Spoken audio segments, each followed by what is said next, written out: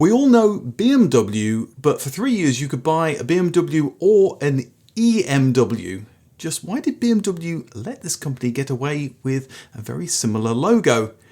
The answer lies in the Second World War. BMW had been founded in 1916 at the height of the First World War, making aircraft engines, and the famous BMW logo is a representation of an aircraft propeller. After the war, Germany wasn't allowed to make aircraft, hence Germany's interest in airships in the 1930s. BMW had to pivot to stay in business and set up several factories producing cars and motorcycles.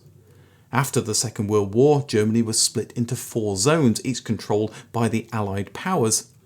Russia was communist and had very different ideas about how their zone should be run, with communist-adjacent state controlling of the economy. This didn't jibe with the other 3 zones that favoured market economics and democracy. The 3 zones amalgamated into West Germany, with the Russian zone becoming East Germany. BMW had factories in West Germany, but also one in Eisenach that was now in East Germany.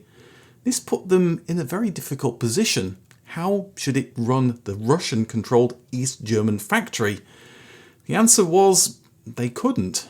The Russians called the shots in East Germany. The factory had been making the R35 motorcycle as well as the 321 and 326 motor cars. The Russian authorities decided to take all the tooling and move it back to the Soviet Union.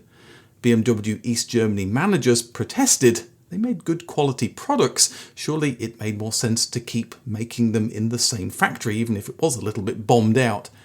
The Russian forces relented. A small amount of the 326s were allowed to be made, only 16 in fact, but they decided to order 3,000 R35 motorcycles and 321 cars. And they were sold with a BMW badge because this was BMW. BMW in West Germany begged to differ. They were the true BMW. And although they might think that, they weren't producing anything of significance to really show that they were BMW.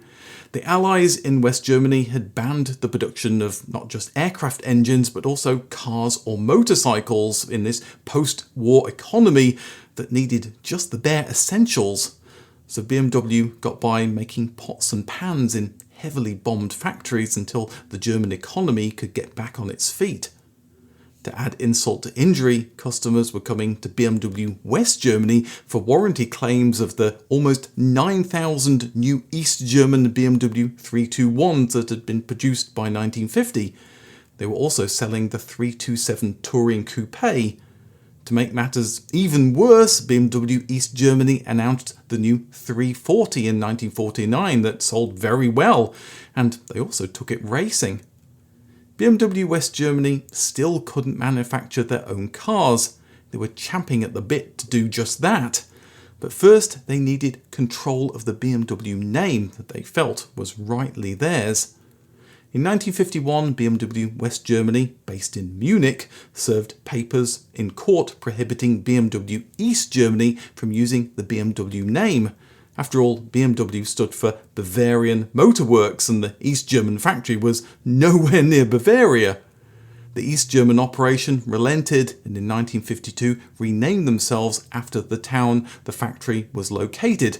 It was now the Eisenacher Motor Works, or EMW. To show they were still making the same cars, they used a very similar badge, now red instead of blue. The IFA F9 made in Zwickau was rebranded as the EMW 309. EMW even entered the Formula One World Championship in 1953. Although their performance was less than stellar, they entered just one race, the German Grand Prix, naturally, and unfortunately retired. Almost as soon as the name was adopted, the company charted a new course.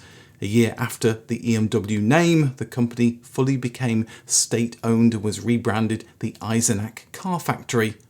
The East German authorities saw state control as a new start. They wanted to distance themselves from the capitalist BMW, especially as that company had now finally restarted car production.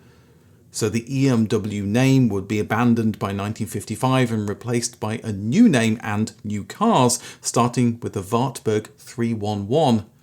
The company continued producing cars until 1991, by which time Germany had been reunified and the struggling Wartburg company was wound up. The EMW name was dropped and is now lost to time, so no one really owns it, and I'm sure if anyone actually decided to try and make cars under the EMW brand, especially with that logo, they'd probably get sued by BMW, and probably successfully, because no one really owns the EMW name now.